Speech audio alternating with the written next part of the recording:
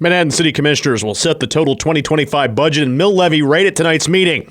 The commission passed the maximum increase at 52.92 mills last month and said they may later lower that rate.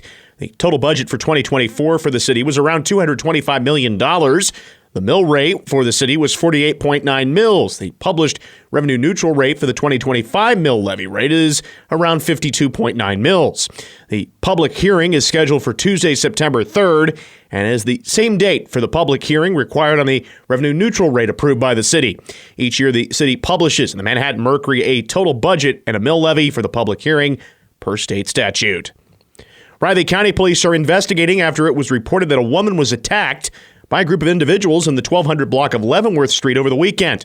The report was filed just before 2:30 a.m. on Saturday after a 27-year-old woman reported that the group approached her, battered her, took her property, including her car keys, and threatened her before leaving the area. The woman is reported as the victim in this case. Officers are asking anyone with information to contact Crime Stoppers. The Board of County Commissioners are looking for residents of Potawatomi County who are interested in participating in the planning process of the county to serve on the Planning Commission.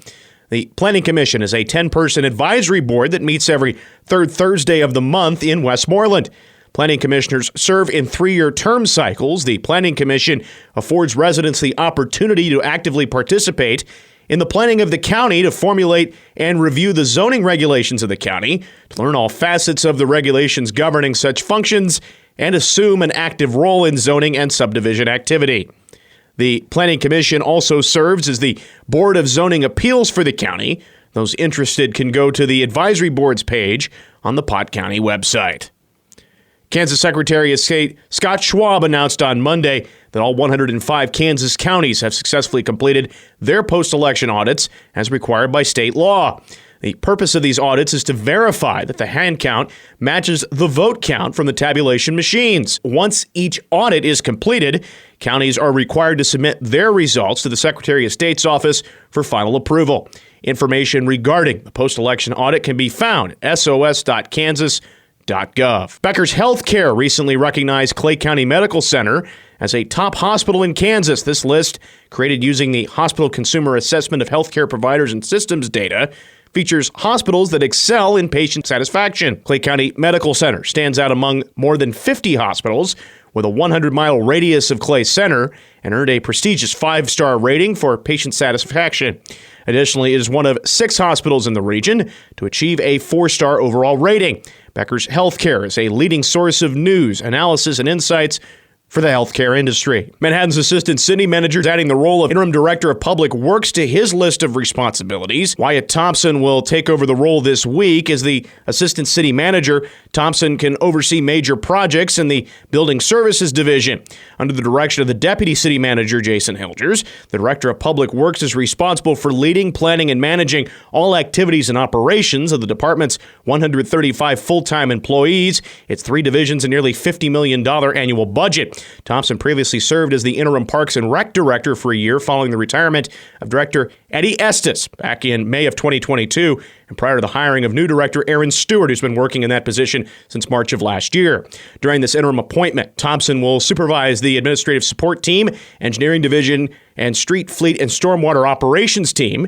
He also will supervise public utilities until September 3rd, when incoming Director of Public Utilities Kevin Niles will begin his employment.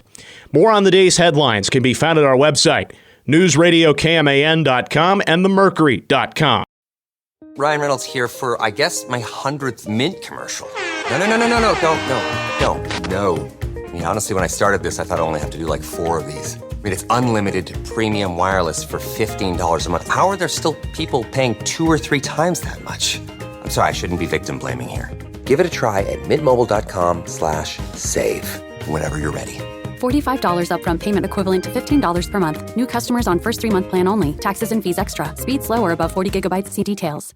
I'm Mitch Fortner with sports. K-State redshirt freshman offensive lineman Camden Beebe announced on social media yesterday that he is going to be medically retiring from football. He's the younger brother of former K-State star and Dallas Cowboys center rookie Cooper Beebe. Unfortunately, Camden will not be able to completely follow his brother in his footsteps, but instead will move to a student coaching role for the Wildcats. According to a report from Arrowhead Pride, The Kansas City Chiefs have signed former K-State long snapper Randon Plattner temporarily to replace long snapper James Winchester, who injured his shoulder in the preseason loss to the Lions on Saturday. Winchester's recovery time is unclear, but Plattner's time in Kansas City is expected to be brief. Plattner is expected to play on Thursday when the Chiefs host the Bears in the final preseason exhibition with kickoff at 7:20. The Manhattan High Indians softball team has its new head coach. Jory Bellis, a 7-year assistant for the Tribe, will be taking over the role starting with the 2025 season. Bellis says she's certainly excited to take over the head role. I grew up playing softball, and so to have this opportunity is very exciting, especially with being with the program the last 7 years and getting to see the progress that we've made. It's exciting to be on this end of it now. Bellis has seen great success helping coach the Indians the previous couple of seasons, making a state tournament run in 2023 and earning a split of the Centennial League Championship